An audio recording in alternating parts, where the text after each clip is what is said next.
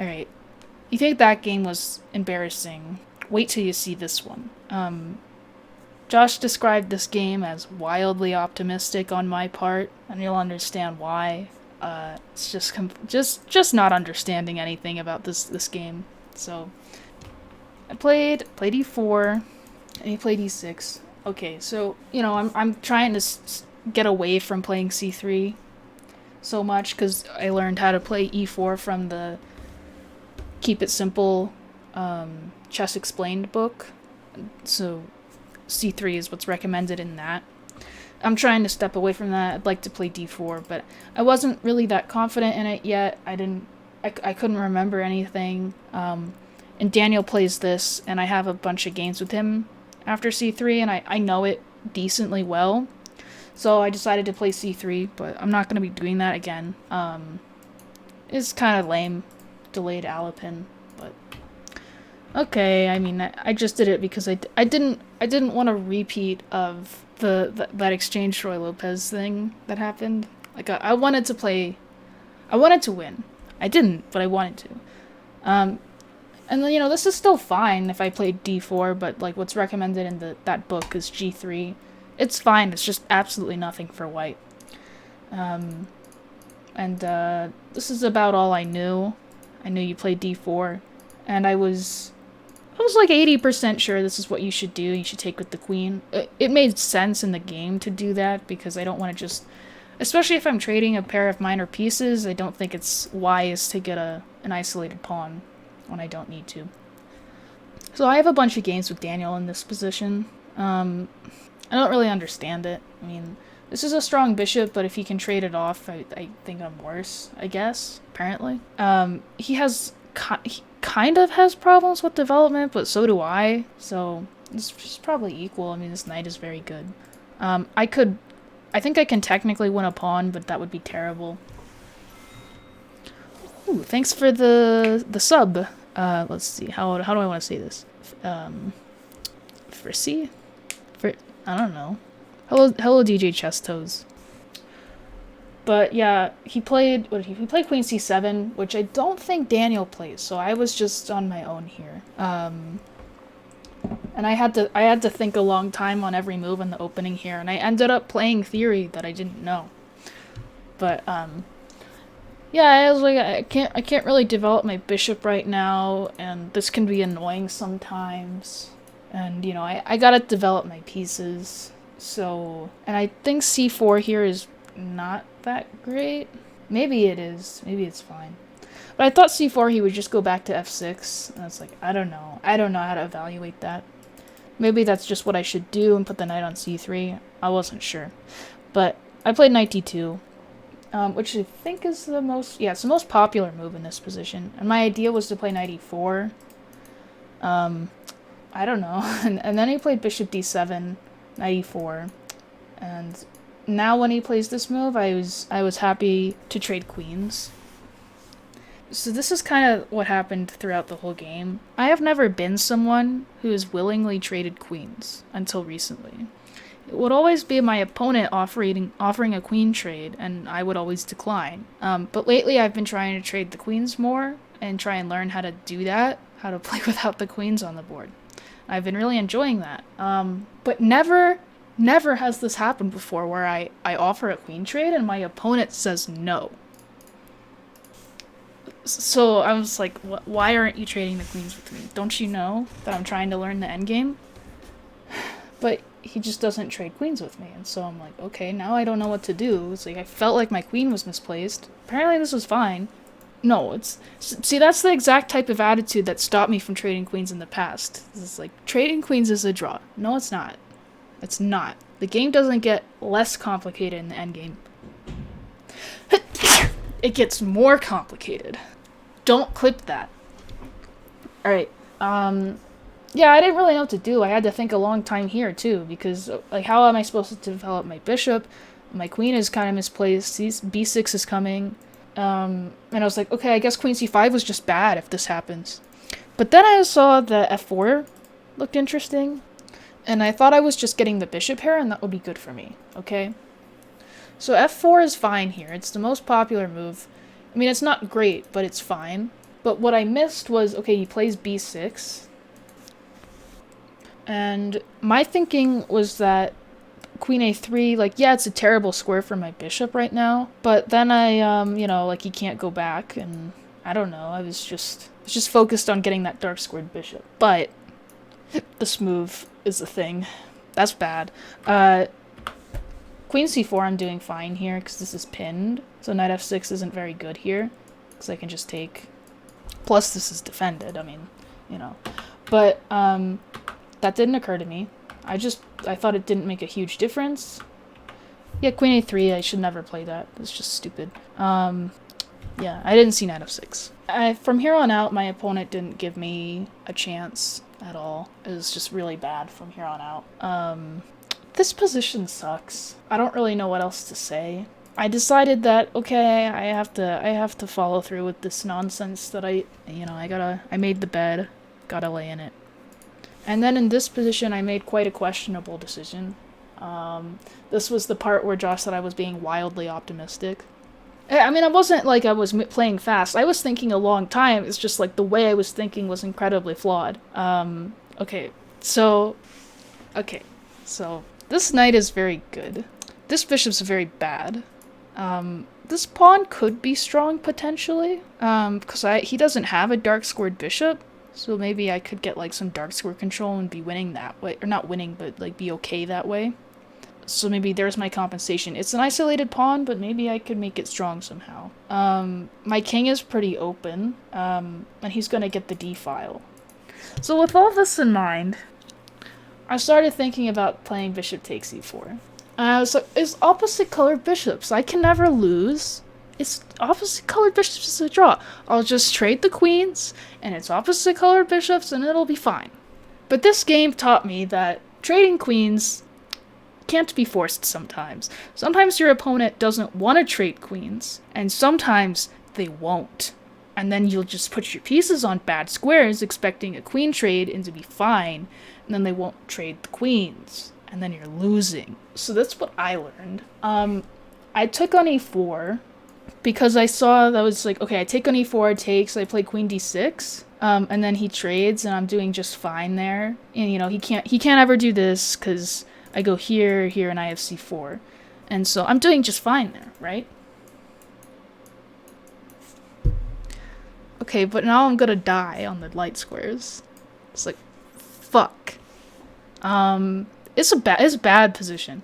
So with opposite color bishops and attacking, someone's gonna have much weaker squares than someone else. But again, I was being very optimistic.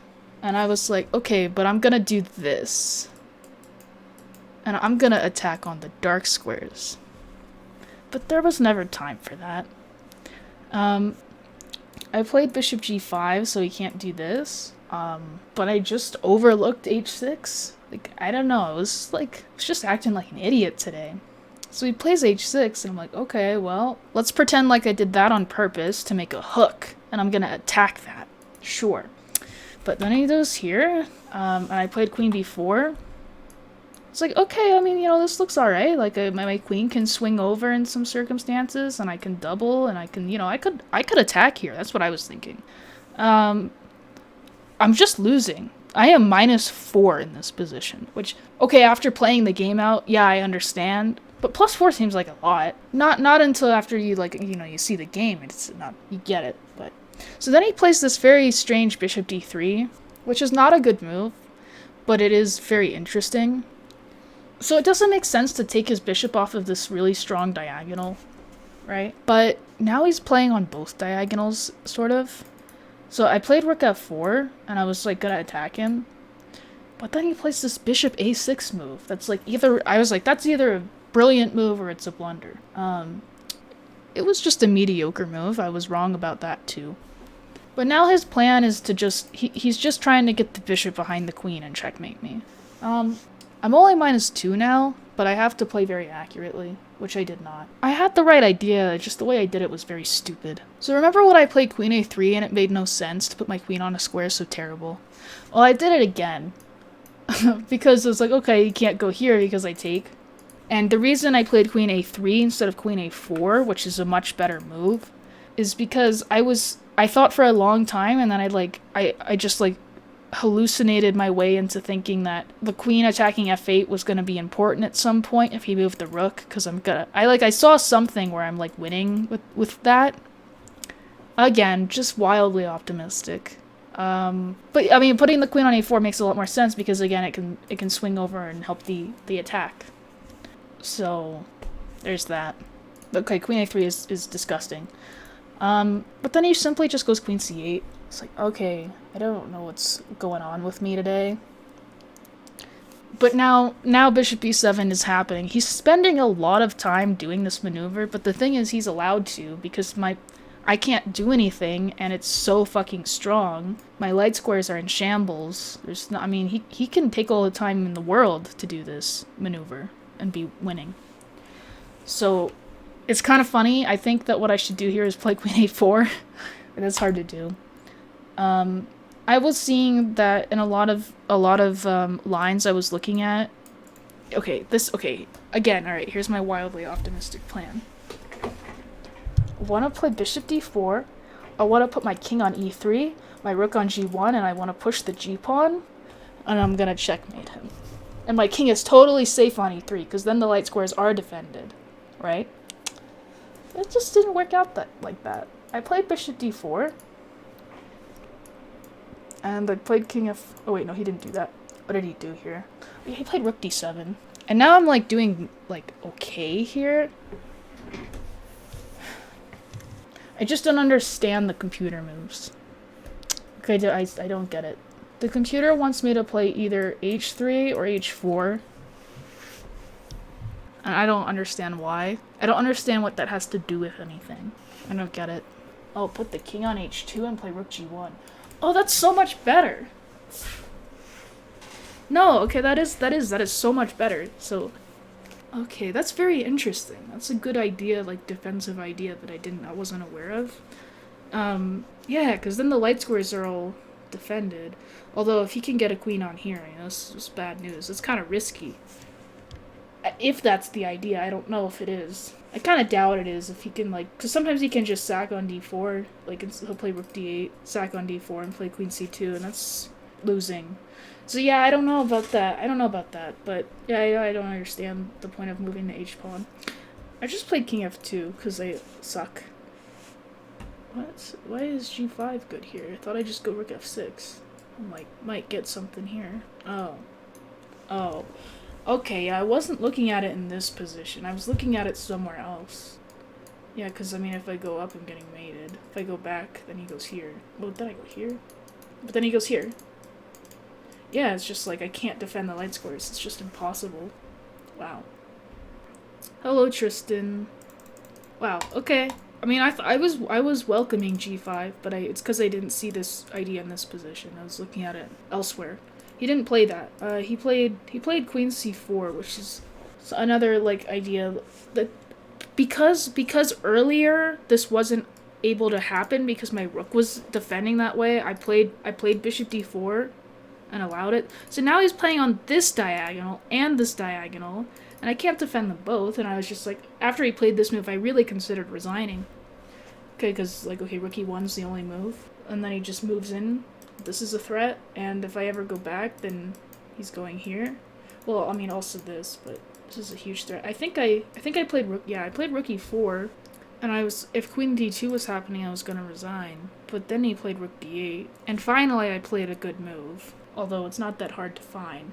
So I have to trade the queens. If I can trade the queens, then I might even be like totally fine. If we remove the queens from the situation, I think I'm doing just fine. I mean, my pawn on e5 is a little overextended, but...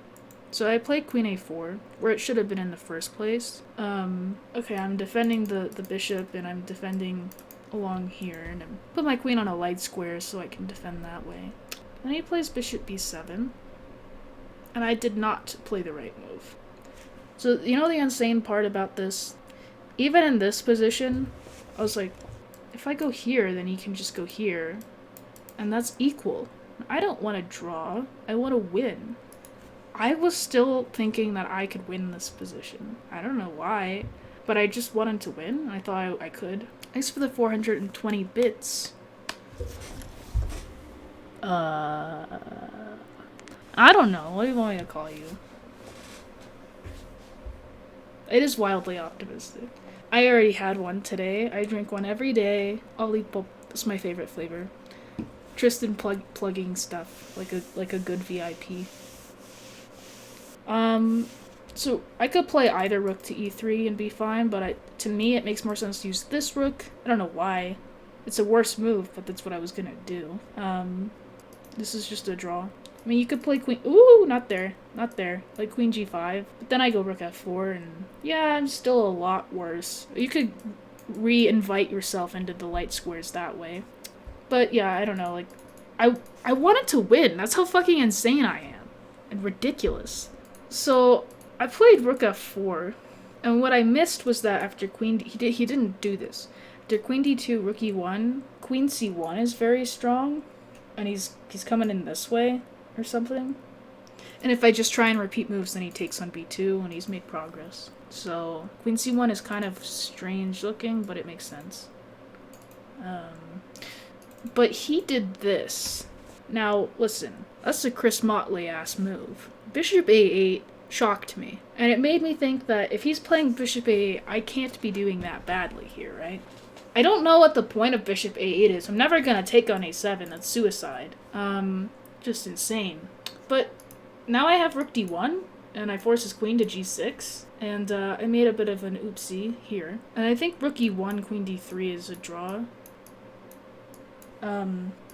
But I wanted to win. Guess the oopsie. Yeah.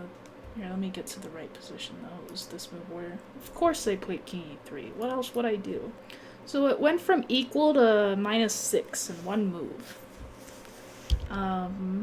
So I didn't see this coming. Okay, so he plays queen h5, and I played queen c2, and I was like, I'm defending all the light squares. What's the problem? This is defended. Then he plays this shit, and that's about all I have left in me. I mean, like, Jesus Christ, it's terrible. I mean, I thought for a long time, and I just have nothing. I'm just losing. Yeah, that's about it. I just have nothing. I played rook e1, and I had to try some bullshit here. So this is like sort of defending the threat. Some, you know, I could just like retreat that way maybe, and try and hide on b1 somehow. Yay! Thanks for the sub, Tristan, for the 32 months. Big T. But he just goes f6, and I'm like, okay, that's unstoppable. And at this point, it's like, I could resign, or I could play into a silly line for fun. So I did that. So takes e5, and I played queen h7. It's like, okay, so this could be difficult at some point, right? So I wanted to keep this threat alive of, like, if he takes, I wanted to keep this threat alive, you know, and like, I don't know, hope for something here. But, so that's why I played king f2. And you know, this is a mate threat. So it's like, you know, if this were a bullet game, I might win. But, I just got checkmated instead. So, I haven't been mated in the middle of the board in a long time. And I gotta say, I don't like it. It's not my favorite thing to do. I could have resigned after rook d5. I considered it, but I was like, I might as well for content. Because I was seeing, if he doesn't do this exactly right, he could play like I wanted to run my king to a1, again being wildly optimistic, and like, I don't know. But yeah, I don't know. I don't know what's wrong with me. I just don't understand. I don't know. It's just weird. Really, really fucked up mindset for that game. But he just played a lot better than me the whole time. So it's kind of hard to win when that happens. I did deserve that loss. Laid back chess, eh? But yeah, I don't know. I can learn a lot more from that game than he can, so I guess that's a win. Definitely not coping here, but you know, what is he supposed to learn from that? Don't play bishop a8. Okay, that's about it. I feel like he already knew that though. But yeah, that was humbling, to say the least.